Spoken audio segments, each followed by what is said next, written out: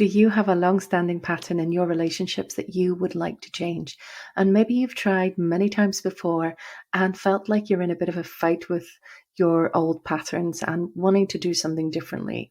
My name's Ruth Ann. I'm a clinical psychologist and I'm an expert in relationships and issues of narcissism. And in this video, I'm going to share some of the principles that I use when I work with people who want to make big changes in the ways in which they relate to other people.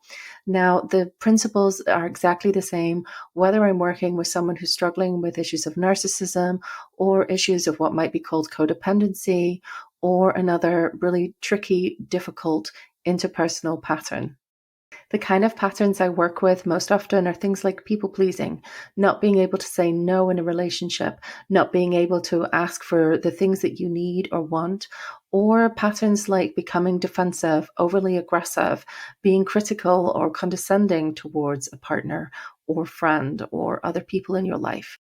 Many people, when they come to therapy asking for help with these difficulties, have a lot of shame associated with them. They're often very frustrated and quite angry with themselves. If they're engaging in behaviors that are harmful to other people, they will often expect that I'm going to be quite demanding or harsh or critical with them. And really, I don't find that to be a very effective approach at all. It's not going to be helpful if you have a therapist who's critical of you or condemns you for the patterns that you have. And it's not going to be helpful for you to condemn yourself and beat yourself up for the patterns that you've developed in your relationship. The most important place to start is by having compassion for the patterns that you've developed and for the things that you've been through that have led you to develop those patterns. Old habits that we have, like people pleasing or withdrawing from intimacy or being defensive or not being able to admit our mistakes or being aggressive or critical towards other people, they're often habits that have developed in childhood. It's really important to recognize that these patterns probably served you in the past, probably allowed you to survive painful and inescapable situations, whilst at the same time recognizing the harms that they've done to you and the costs that they have for your relationship today. And you can recognize those costs and the harms that they cause without judging yourself harshly, without judging your pattern harshly, holding yourself and the things that you've experienced with a sense of compassion and respect for yourself, respect for the ways that you've coped and the ways that you've survived. You might have worn some of these patterns like armor to shield and protect yourself from terrible situations, from abusive situations, from caregivers who didn't have your needs at heart or who weren't able to really take care of you in the ways that you needed to be taken care of. And understanding that means that you can begin to see these old patterns not as an enemy that needs to be defeated, but as a part of you that has worked very, very hard to keep you safe, to protect you, to prevent harm from coming to you. And at the same time, recognize that these coping strategies, these coping modes belong in a different time and a different place. It can be very helpful to reflect, what are the beliefs and assumptions that you have about the world that have led you to develop these coping mechanisms? In therapy, we often talk about these as being if-then assumptions. Examples of if-then assumptions might include things like, if I express my needs and ask for the things I want, people will laugh at me, tell me I'm too much, be critical of me, not try to meet my needs. Or if I make a mistake, then I'm going to be criticized, punished, and treated like I'm a fool. So appreciate the circumstances that you've been through that have led you to think in these ways, that have led you to develop these assumptions and these ways of being in your relationships. Once you've really appreciated your current patterns, where they come from, the pros and cons, the ways they serve you, the ways they harm you, you could begin to think about, are there role models, are there people that you know, or are there characters in stories or on TV programs or in movies that resonate for you, that you admire, that you look up to, that you think that is someone who's really good at saying what they want, or this is someone who's really good at admitting their mistakes and communicating without defensiveness. And looking at those people, you can begin to just observe, what do they do that you would like to adopt? And then you can also think, well, what must they believe? What must they think about the world that allows them to adopt those strategies? For example, someone who's really good at expressing what they want and what they need in the relationship may have an assumption that if I share my needs and my wants with people close to me, then they're going to want to try to accommodate me as best they can. Someone who's very good at admitting their mistakes and being open about them with other people might have the assumption that if I make a mistake, other people will appreciate my honesty, and it can be an opportunity to learn from other people and build my skills. So you can begin to just explore new ideas that you might want to adopt. I'm not saying you have to believe them just yet. These might be really quite alien to you, but understanding what are the beliefs and assumptions that you would need to have in order to nurture the kind of relationships that you would like to have. You can start to see that old pattern that you have not as your enemy, but as a survival mechanism that may no longer be needed in your current circumstances. And that can allow you to approach this with a sense of exploration, discovery, and patience rather than anger and frustration and self criticism.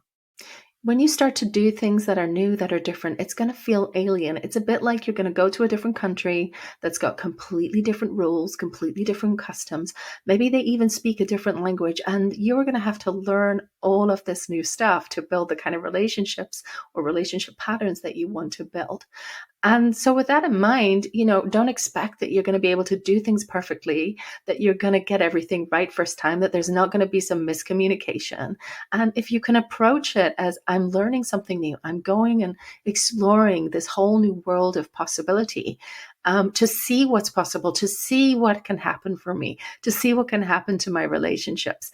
But in order to make this journey, you're going to have to accept, just like if you went to a different country and you were learning their customs and their language and their ways of doing things, that you're going to feel inept. There's going to be times where you don't know what to do.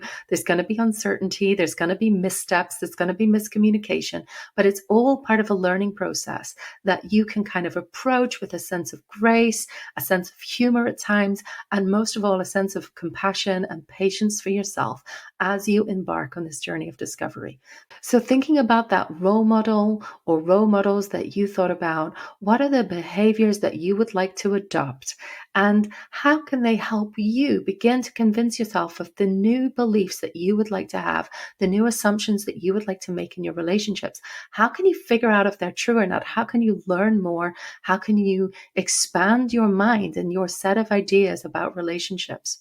This is where it can be really helpful to be quite specific about what are the behaviors that you want to see more of, that you want to engage in, that are going to help you to learn new things about the world, to learn new things about relationships, to try on new patterns. And you can begin to slowly and gradually implement some of these behaviors and, most importantly, observe the results. I would suggest that in observing the results, you also take the time to write them down somewhere, to record them and document what you're experiencing and what you observe. So if your goal is to get better at saying more about what you want and need in your relationship, think about all of the opportunities you have to do that, and you can start in lower stakes situations. So if you want to develop skills in communicating what you want and need in your relationships, you can start very small. You can start by simply, when you order that coffee, asking for a few adjustments to what's on the menu and just seeing how different people respond to you, how willing they are to accommodate you. And then you can work up to being more expressive about what you like and dislike, what you want, what you need in your relationships with your work colleagues, with your friends, and in the relationships that are close to you. And you will find that different people respond in different ways. What's possible in one relationship may not be possible in another. If you have someone who's very dismissive of your needs, well, you can learn that and you may relate to them differently than someone who you discover is much more open to your needs and open to being accommodating for you. Similarly, if you're someone who's prone to defensiveness or becoming aggressive or not being able to admit your mistakes, you can begin to experiment with what it feels like to admit mistakes, to engage in having more open conversations with people that are a bit softer and more gentle and more curious in your communication, rather than jumping quickly to defensiveness or anger. And that takes time and that takes practice. And again, you can start small, start with the things that perhaps only anger you a little bit, that aren't the kind of big button items that are really likely to trigger you to become extremely angry or defensive. So starting small and building up gradually so you can begin to develop some confidence that there are other ways to relate to people. There's other assumptions you can make about your relationships that will allow you to nurture a better pattern that works for you.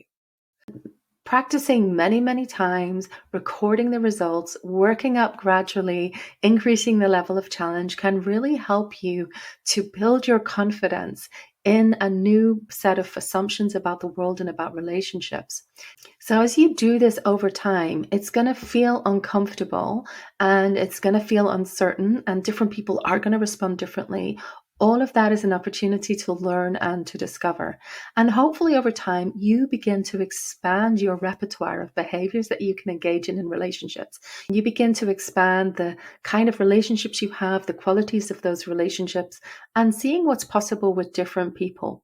Change doesn't happen in a comfortable place. So embracing the uncertainty with a sense of adventure and curiosity and a lot of compassion for yourself and a lot of patience with yourself can really allow you to nurture a wiser, kinder, more compassionate self who's got much more capacity for different kinds of relationships and different kinds of relationship patterns. Hopefully what you find that this new, wise, compassionate, kinder version of you that embodies all of the behaviors that you want to see in your relationships begins to take charge a little bit more, is much more present in your relationships, is much more able to nurture the kind of relationships that you want to have, and is much wiser perhaps about who you can and can't nurture those relationships with. It's not going to be all or nothing. Not all of your relationships are going to transform, but some will, and you'll be able to develop new relationships.